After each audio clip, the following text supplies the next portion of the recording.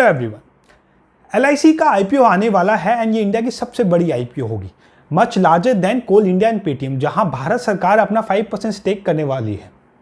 सो इस आईपीओ का date around March 14 बोला जा रहा था, बट अब ऐसा लग रहा है कि ये डेट पोस्टपोन हो जाएगी डिस्पाइट सेबी की अप्रूवल आ चुकी है।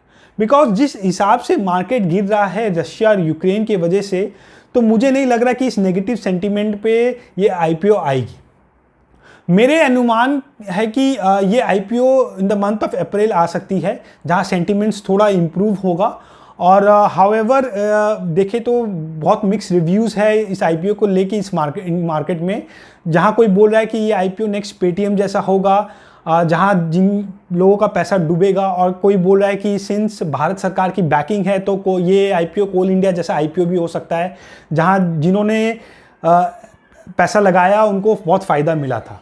सो ऐसे मिक्स रिव्यूज़ में आई थॉट कि एक वीडियो बनाया जाए जहां मैं पॉजिटिव एंड नेगेटिव बातें करूंगा इस आईपीओ के बारे में, जिससे आपको हेल्प होगा कि इस आईपीओ में इन्वेस्ट करें या ना करें। बट उससे पहले एक क्विक डिस्क्लेमर, ये वीडियो प्योरली एजुकेशन पर्पस के लिए है, ये कोई बाय और सेल रिकमेंडेशन नहीं है। सो प्लीज़ अपना ड्यू डिलिजेंस प्रॉपर्ली करें अगर आप कोई भी इन्वेस्टमेंट डिसीजन ले रहे हैं तो। सो आइए जानते हैं कंपनी की क्या करती है और कैसे पैसा कमाती है। एस्टैब्लिश्ड इन 1956, एलआईसी एक लाइफ इंश्योरेंस प्रोवाइड करने वाली एक कंपनी है जो क्लाइंट्स से प्रीमियम लेती है एंड रिटर्न क्लाइंट्स को सेविंग बेनिफिट देती है एंड लाइफ कवरेज देती है। सो इंश्योरेंस कंपनी ये प्रीमियम्स इन्वेस्ट करती है different assets like equity market हो गया या डिवेंचर्स हो गए या गवर्नमेंट बॉन्ड्स हो गए, बट ये बेनिफिट्स अपने क्लाइंट्स को दे पाती है इन्वेस्टमेंट करके एंड रिटर्न जनरेट करती है। एंड एलआईसी आज इतनी बड़ी कंपनी है तो इनकी टोटल इन्वेस्टमेंट इक्विटी मार्केट में देखें तो around 4% of total market cap है एनएसई का। तो आइए और मोर डिग करते हैं और सैलिएंट फीचर्स ऑफ एलआईसी के बारे में जानते हैं। एलआईसी के अराउंड 29 करोड़ पॉलिसी होल्डर्स हैं with asset under management of around 39.5 trillion. और कंपनी की आज एम्बेडेड वैल्यू देखें, जो एक इंपॉर्टेंट मैट्रिक्स होता है कोई भी इंश्योरेंस कंपनी को वैल्यू करनी है, तो वो अराउंड 5.4 ट्रिलियन रुपीज़ है। एम्बेडेड वैल्यू वो होती है जो फ्यूचर प्रॉफिट्स को नेट एसेट वैल्यू से ऐड करके डिस्काउंट किया जाता है, जहां से we can determine the present value. तो एक सिंपल टर्म से समझे तो ये बताता है कि कितनी वैल्यू है टोटल इंश्योरेंस कंपनी की। सो इन नटशेल कंपनी बहुत बड़ी है जो सबको पता ही है। एंड आज इंडस्ट्री की बात करें तो और ये ग्रो कर रही है। FY21 में ये 6.2 ट्रिलियन की साइज बताया जा रही है, जो 11% CAGR से ग्रो कर रही है in last 5 years. And still ये अंडर इंश्योर्ड मार्केट है। पेनिट्रेशन रेट इंडिया का देखें तो अराउंड 3.2% ही है 2020 में, as compare to global average of 3.3%। And CRISIL के अनुसार it will grow at a CAGR of 14 to 15% in next 5 years, जो लगभग अराउंड 12.4 ट्रिलियन हो जाता है बाई 2026। अब रही फाइनेंशियल्स की बात, मार्च 2019 में कंपनी ने अराउंड 5,70,000 करोड़ का रेवेन्यू किया, जो 30% से ग्रो करके 6,45,000 करोड़ हुआ। And then it grew from 9% to 7,03,000 crore in 2021। Financially भी कंपनी स्ट्रांग है, बट इश्यू प्राइस नहीं आया है तो हम वैल्यूएशन के बारे में बात नहीं कर सकते। बट ये तो श्योर है कि पेटीएम की तरह इसका प्राइस ओवर वैल्यू नहीं होगा, क्योंकि मार्केट में न्यूज़ है कि एलआईसी का इश्यू प्राइस अंडर वैल्यू ही होगा in order to make this IPO appealing for its investors. So अगर पॉजिटिव पॉइंट्स देखें, yes it's definitely a company to look upon. But अब आइए नेगेटिव पॉइंट्स के बारे में बात करते हैं। पहला 1956 में एलआईसी का सोल प्लेयर थी जो इंश्योरेंस बेचती थी, and it has a market share of 100%। 2000 में भारत सरकार ने इंश्योरेंस को प्राइवेटाइज किया, एंड आज 2022 में अराउंड 23 प्राइवेट प्लेयर्स है जो इंश्योरेंस बेचती है। हाउएवर इन 22 सालों में प्राइवेट प्लेयर्स ने मार्केट शेयर एलआईसी का लिया है, जो 1956 में एलआईसी के पास 100% मार्केट शेयर होता था, इट हैज़ रिड्यूस्ड टू 64%। सो 22 सालों में LIC ने मार्केट शेयर लूज़ किया है in comparison to private players. And मुझे लगता है कि आने सालों में भी कंपनी मार्केट शेयर तो लूज़ कर सकती है फॉर अ फैक्ट कि LIC majority of its insurance sales करती है through its agents which make the insurance costly. And आज प्राइवेट प्लेयर जो ज़्यादा एफिशिएंट है और इंडस्ट्री भी ऑनलाइन जा रही है, तो अगर LIC अपनी एफिशिएंसी नहीं बढ़ाई और ऑनलाइन फोकस ज़्यादा नहीं की तो मुझे लगता है कि मार्केट शेयर लूज़ और कर सकती है।